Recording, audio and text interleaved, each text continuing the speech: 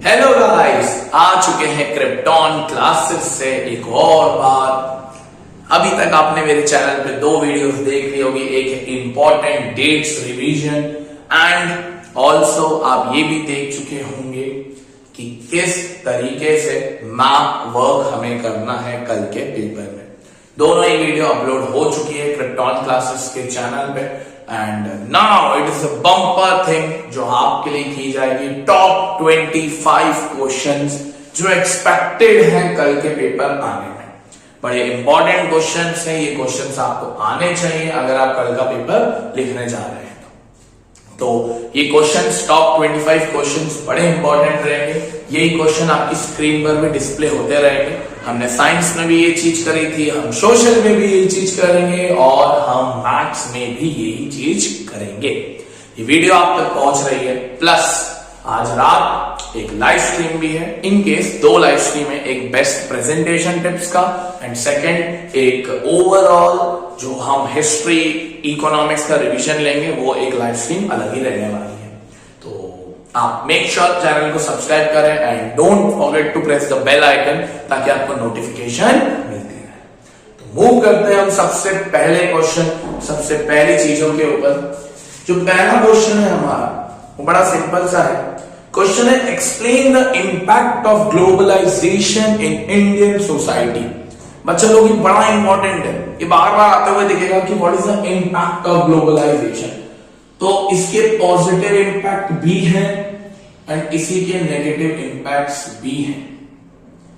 Positive impacts जैसे poverty खत्म हुई है, पॉवर्टी डिक्रीज करी है, एम्प्लॉयमेंट बढ़ी है, देश के अंदर जॉब सेक्टर बढ़ी है ग्लोबलाइजेशन की वजह से, जीडीपी में कंट्रीब्यूशन हुआ है, फॉरेन रिजर्व्स बढ़े हैं, फॉरेन इंपोर्ट्स एक्सपोर्ट्स की डिमांड हुई है, foreign imports and exports increase हुए हैं। नेक्स्ट, प्रोड्यूसर्स को वैरायटी में, मतलब प्रोड्यूसर्स को न्यूअर टेक्नोलॉजी मिली है, कंज्यूमर को वैरायटी मिली है। छठा पॉइंट, वैरायटी टू कंज्यूमर। अब इसको बनाकर आपको लिखने हैं आंसर्स। तो ये एक बहुत इंपॉर्टेंट क्वेश्चन की पॉजिटिव इंपैक्ट ग्लोबलाइजेशन की है। ये ग्लोबलाइजेशन की पॉलिसी इन द ईयर 1991 में अडॉप्ट की गई थी by Indian government. Negative impacts भी है। नेगेटिव इंपैक्ट्स जैसे लोकल प्रोड्यूसर को बहुत ज्यादा कंपटीशन मिला है जिसकी वजह से ऊपर उठ नहीं पाया है। सेकंड, कभी कभार जो एमएनसीज होती है, मल्टीनेशनल कॉर्पोरेशंस या कंपनीज, वो प्रोडक्शन बढ़ाने के लिए, वो प्रोडक्शन को इंक्रीज करने के लिए वेजेस को कम कर देती है वर्कर्स की। तो for increasing the production sometimes MNC decreases the wages. तो ये दो पॉइंट्स होते हैं जो नेगेटिव इंपैक्ट में आते हैं। तो ये क्वेश्चन आपको आना ही चाहिए बच्चा लोग। 5 नंबर में इस क्वेश्चन की बहुत आस्किंग रहती है, ठीक है। Next question, again, how RBI supervises the functioning of formal sector in India. किस तरीके से आरबीआई फॉर्मल सेक्टर को गवर्न करता है या फॉर्मल सेक्टर को रूल करता है। तो बहुत इजी था, ये क्वेश्चन नंबर 1 था। Question number 2, RBI different functions करता है। पहले तो RBI is the authority of printing money, currency printing on behalf of central government. Central government के बिहाफ पे करता है। RBI supervises all formal sources of credit. सारे फॉर्मल सोर्सेस ऑफ क्रेडिट को आरबीआई ही सुपरवाइज करता है। Third, RBI make sure that bank maintain a minimum balance of total deposits। ये भी आरबीआई मेंटेन करता है। Banks have to submit information, banks को information देनी पड़ती है। आरबीआई ये भी मेक श्योर करता है कि अमीर हो या गरीब हो, हर किसी को लोन मिलना चाहिए। ये सारी चीजें आरबीआई करता है। तो RBI supervises all the functioning of formal sources of credit in India. Next question number 3, how fair globalisation can be generated.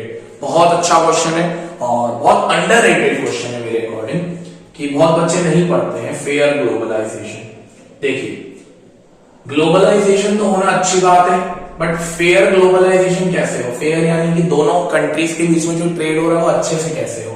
तो उसमें बेसिकली गवर्नमेंट करती है। तो क्या करती है government? Government can make rules and regulations, अच्छे रूल्स बना दीजिए। गवर्नमेंट और क्या कर सकती है? Can also negotiate with WTO, that is world trade organisation. Government अच्छे रूल्स के लिए WTO के साथ भी निगोशिएट कर सकती है। कंज्यूमर्स या जो पॉपुलेशन है उसको प्रोटेस्ट करना चाहिए अगर कुछ गलत हो रहा है। तो कुछ इस तरीके से फेयर ग्लोबलाइजेशन प्रमोट होना चाहिए और ट्रेड में हमेशा फ्लरिशमेंट और एक स्मूथनेस बनी रहनी चाहिए। तो ये भी एक इंपॉर्टेंट क्वेश्चन जो आपको पता होना चाहिए। क्वेश्चन नंबर 3 ना क्वेश्चन नंबर 4, WTO के रोल के बारे में बताओ भाई, क्या है WTO sir? WTO is world trade organisation. In 1995 इसका पहले का नाम था GATT, that is general agreement for trade and tariff. General agreement for trade and tariff. आज इसमें 190 प्लस कंट्रीज हैं। WTO मेक श्योर करता है कि फेयर ट्रेड हो, प्रमोट करता है बायलैटरल एंड मल्टीलैटरल ट्रेड हो, बायलैटरल एंड मल्टीलैटरल ट्रेड को ये प्रमोट करता है, अच्छे रूल्स एंड रेगुलेशंस को फॉर्म करता है। ये बेसिकली WTO के कुछ फंक्शंस होते हैं और WTO का कुछ ये रिस्पॉन्सिबिलिटी। WTO के बहुत मेंबर्स हैं, इंडिया भी इसका मेंबर है, तो ये आपको पता होना चाहिए। Next question that is 5th, SHG। ये भी एक बहुत इंपॉर्टेंट है। अभी हम इकोनॉमिक्स ले रहे हैं पहले। SHG that is self help group. Self help group एक ग्रुप ऑफ पर्संस होते हैं जो साथ में आते हैं और वो मनी इकट्ठा करते हैं, और जैसे कुछ लार्ज सम ऑफ मनी हो जाता है, वो large some of money bank को देते थे, बैंक उसके बदले में इंटरेस्ट देता है। और कोई भी मेंबर SHG को, मतलब SHG का कोई भी मेंबर को लोन चाहिए तो SHG उसे बहुत अच्छे से लोन दे देते। SHG के अंदर मेनली वुमेन्स होती है और ना केवल सिर्फ पैसों का कलेक्शन, बट ऑल्सो ये डिस्कस करते हैं कुछ social issues like poverty, women education, women infanticide वगैरह वगैरह। वर्ल्ड का लार्जेस्ट SHG है Grameen bank of Bangladesh. World का largest SHG group started by Mohammad Yunus. किसने स्टार्ट किया था सर? ये मोहम्मद यूनुस। तो ये भी एक इंपॉर्टेंट क्वेश्चन है जो आपको पता होना चाहिए। अब हम मूव करते हैं क्वेश्चन नंबर 6 की तरफ। How banks play an important role in generating income in the country. Very important. Banks कैसे इनकम जनरेट करती है इकोनॉमी के अंदर?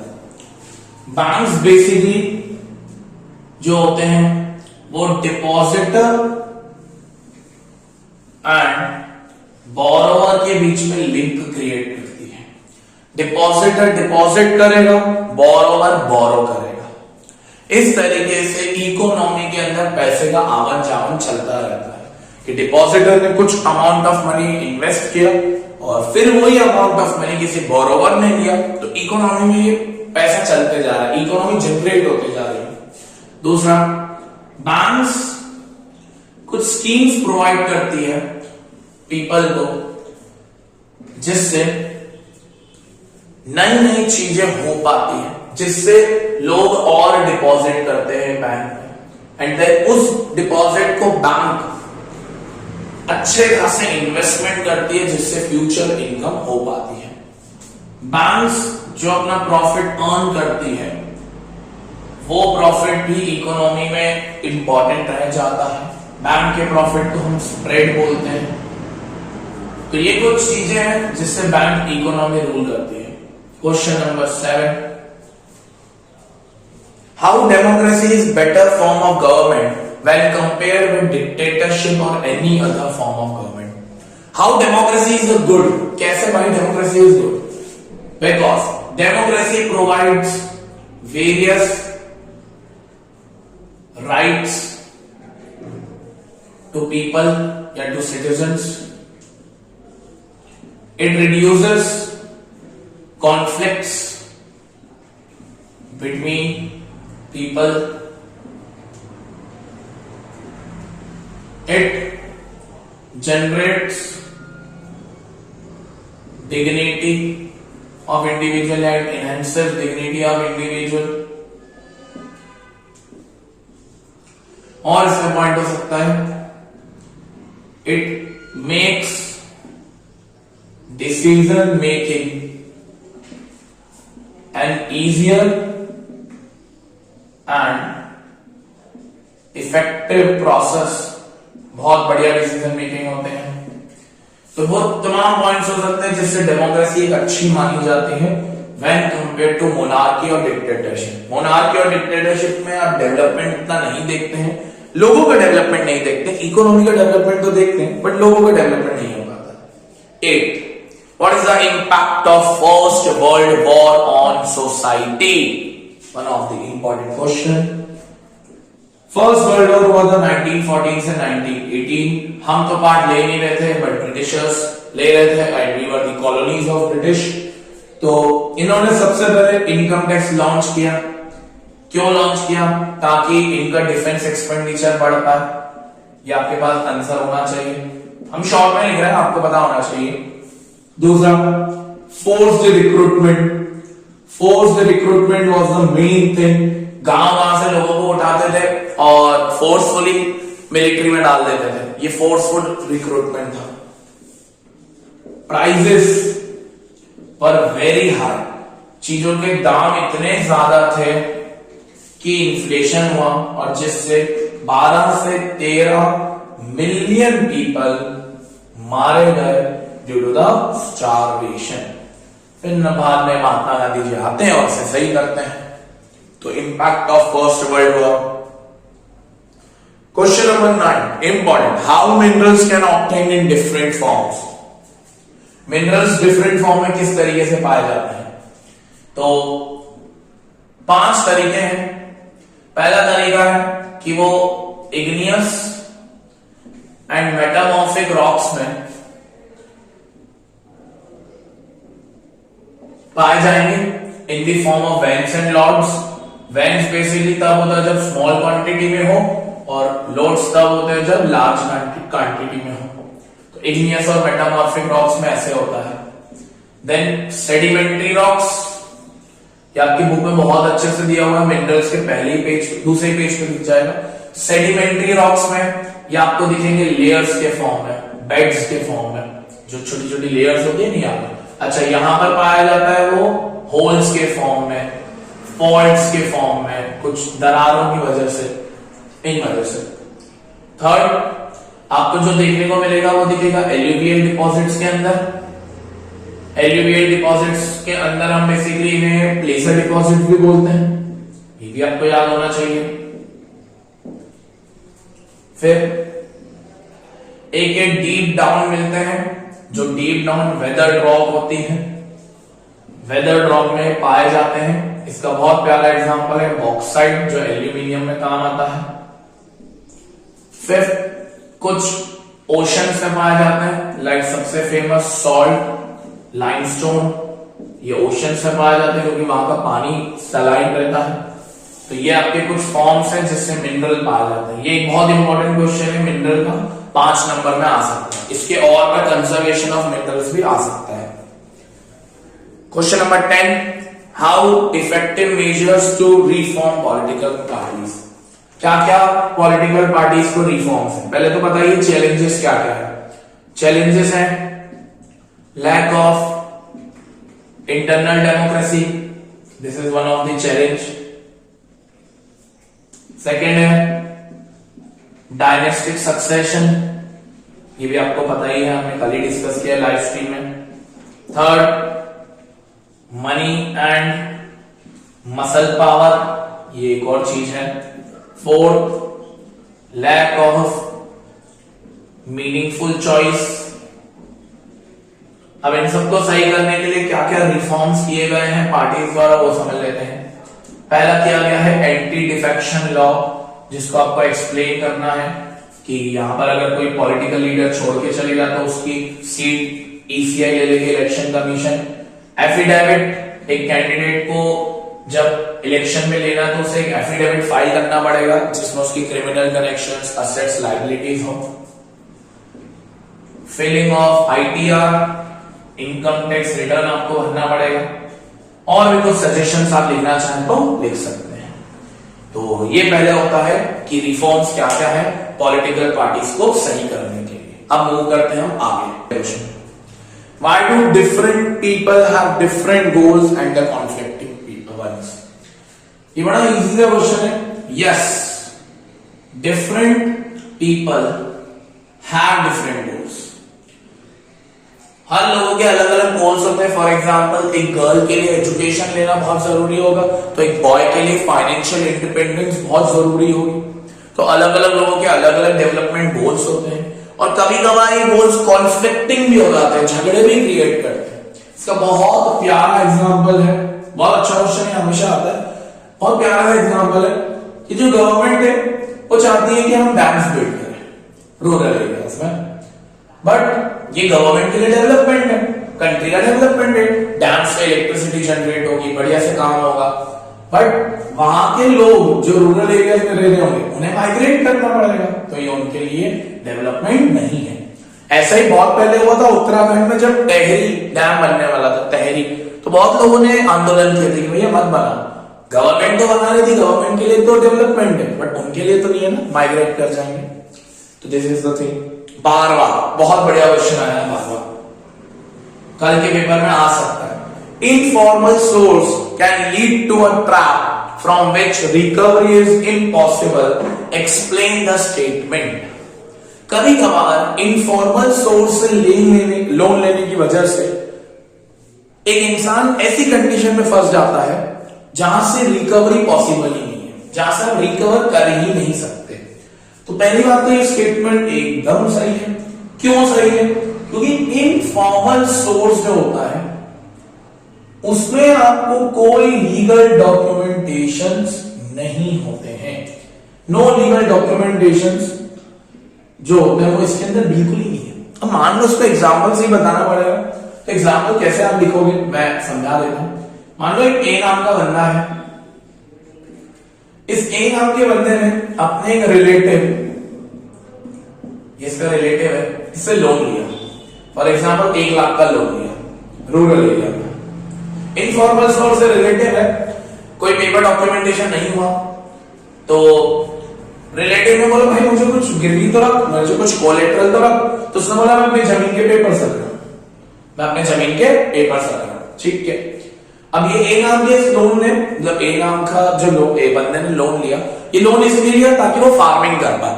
उसने फार्मिंग करी, बट जब हार्वेस्ट का सीजन आया तो उसे पता चला कि मेरी पूरी फार्मिंग खराब हो गई है, बैड हार्वेस्ट हो गया, इंसेक्ट्स ने उसकी फसल खा ली है।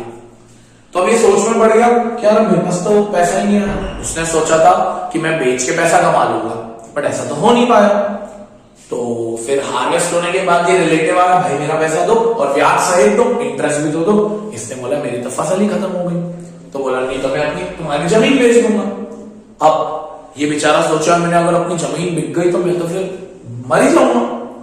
तो ये 1 लाख के लोन को चुकाने के लिए किसी सी नाम के बंदे से, वो इसका दोस्त होगा, उससे भी एक लोन ले लेते हैं, मान लो 2 लाख का या 1.5 लाख का।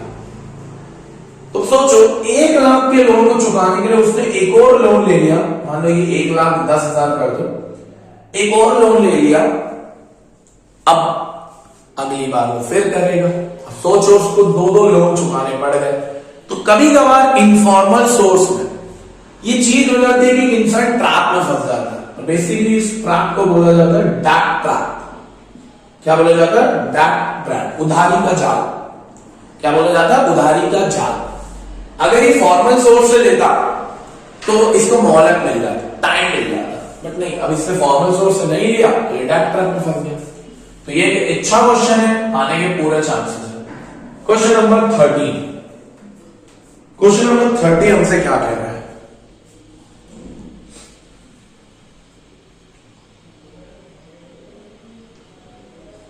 What impact was created after World Economic Depression? हुआ कहा था यूएस, क्यों हुआ था? क्योंकि वहां का वॉल स्ट्रीट एक्सचेंज गिर गया था। क्या क्या प्रभाव पड़ा? पॉवर्टी बढ़ गई, अनएम्प्लॉयमेंट इंक्रीज होते गई, factories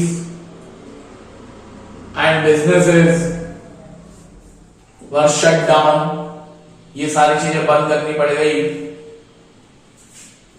per capita income US की per capita income was half, यानी एक इंसान अगर साल के ₹1,00,000 कमाता था तो 50,000 ही कमाता है। और आप इसमें और भी चीज लिख सकते हो, industries production was zero, agriculture prices went to high was nil, agriculture prices बढ़ गए, इन्फ्लेशन आ गया। ऐसे तमाम चीजें आप लिख सकते हो वर्ल्ड इकोनॉमिक डिप्रेशन में। 14. Why is tertiary sector becoming important in India? Why tertiary sector is a sector of services, and services like education,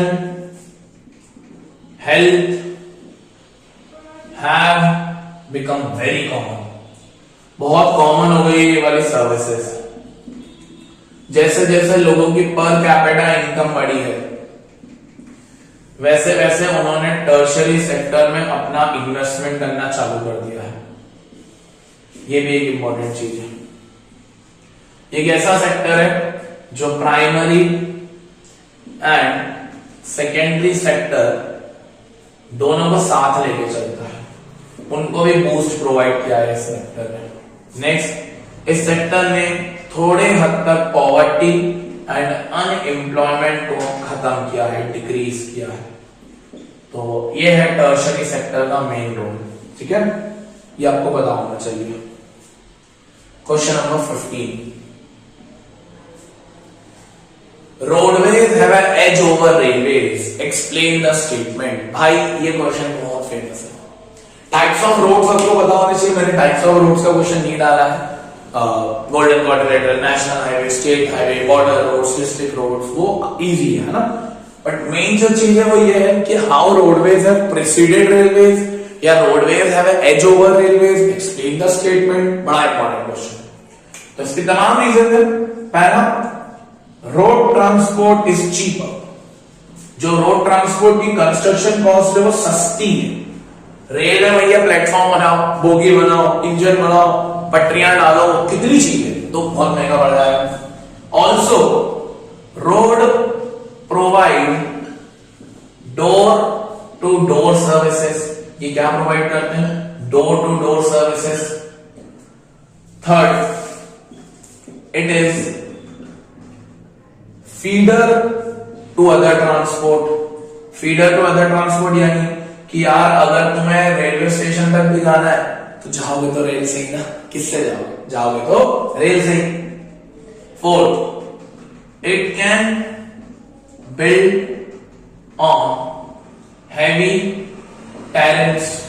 बड़े बड़े ऊंचे पहाड़ या हिल्स पे भी ये चीज बनाई जा सकती है। तो ये कुछ रीजन है जिससे ये रेल ट्रांसपोर्ट अच्छा हो जाता है, मतलब रोड ट्रांसपोर्ट अच्छा हो जाता है when compare to rail transport. तो ये होना चाहिए। टाइप्स ऑफ रोड्स आपको इसके अंदर पता होना चाहिए। मैंने वो क्वेश्चन नहीं डाला है। ठीक है, अब मूव करते हैं आगे। मूव करते हैं क्वेश्चन नंबर 16 के ऊपर। क्वेश्चन नंबर 16 हमसे क्या कह रहा है कि how manufacturing is considered as the backbone of Indian nation. बहुत फेमस क्वेश्चन है। इसके तमाम रीजंस हैं। Because it helps in decreasing poverty and unemployment. ये एक मेजर चीज है जो ये काम करता है।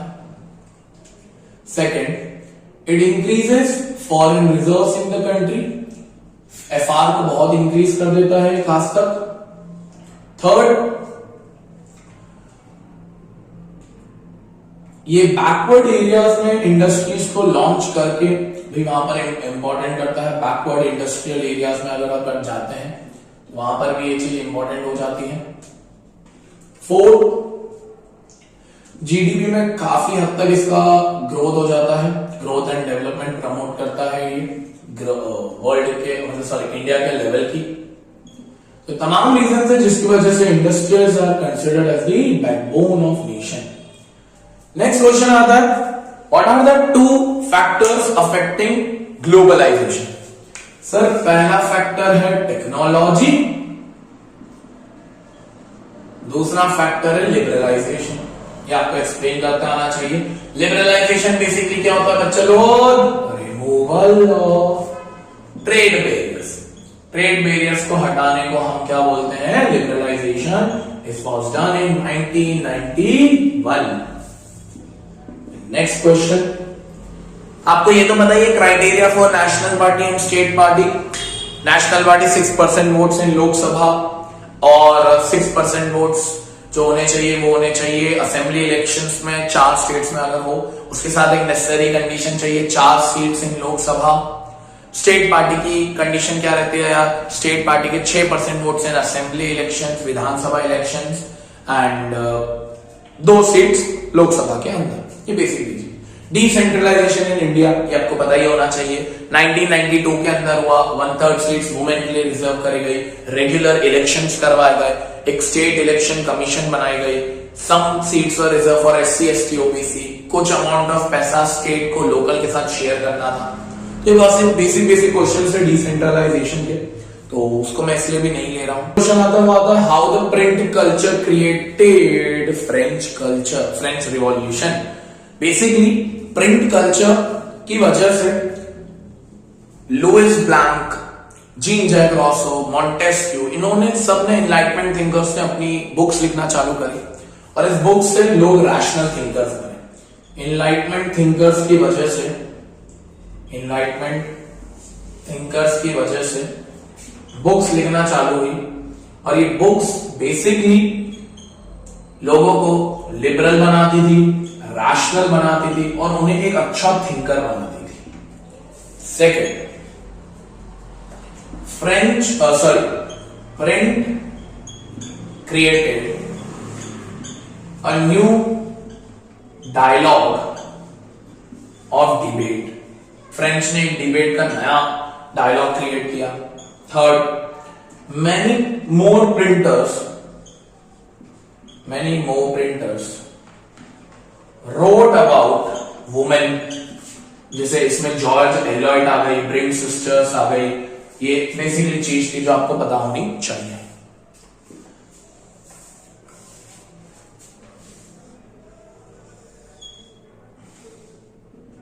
Now the next question number 19. Question number 19 भी बड़ा इंपॉर्टेंट है। What was done for after post-war reconstruction? Post-war reconstruction के लिए 1944 में एक यूएस के अंदर जो कि न्यू हैम्पशायर यहां पर ही बनी थी, न्यू हैम्पशायर में 2 ऑर्गेनाइजेशंस बनाई गई, IMF एंड WB, that is International Monetary Fund and World Bank. International Monetary Fund and World Bank, इन दोनों को साथ में बोला गया ब्रिटेन वुड्स इंस्टीट्यूशन। क्या बोला गया? Bretton Woods institution. इनका काम था पोस्ट वॉर रिकंस्ट्रक्शन, कि वॉर के बाद होने वाली अंडर डेवलप्ड नेशंस को फाइनेंस प्रोवाइड करना, ये इनका काम था। International Monetary Fund and World Bank. Now comes the last and the most important question number 20. Explain the pipeline network of India. 3 है सर। पहला है from upper Assam, that is oil fields, to Kanpur in UP. ये पहला है जिसके अंदर गुवाहाटी, बुरनामा ये आ जाते हैं। Second is from Salaya in Gujarat to Jalandhar in Punjab, जिसमें मथुरा आ गया, दिल्ली आ गया, ये सारे विया हो गए इसमें। Gas pipeline from Hazira in Gujarat to Jagdishpur in UP। तो upper Assam to Kanpur, from Salaya Gujarat to Jalandhar in Punjab, gas pipeline from Hazira in Gujarat to Jagdishpur in UP, one of the important चीजें हैं। तो आई थिंक ये टॉप 20 क्वेश्चंस वाली वीडियो आपको समझ में आ गई होगी। तो ये टॉप 20 क्वेश्चंस अच्छे से करके जाना। हमने बहुत सारी वीडियोस डाल दी है ऑलरेडी, जो हिस्ट्री की इंपॉर्टेंट डेट्स है, मैप वर्क है पूरा का पूरा, वो हमने डाल दिया है। टॉप 20 क्वेश्चंस आपकी वीडियो आपके तक पहुंच चुकी है। एंड ऑल्सो अभी लाइव स्ट्रीम भी है जिसमें हम best presentation tips and best जो पूरा रिवीजन है हिस्ट्री, इकोनॉमिक्स और ज्योग्राफी का, वो करेंगे। तो all the best from my side. Thank you for watching this video. Radhe Radhe.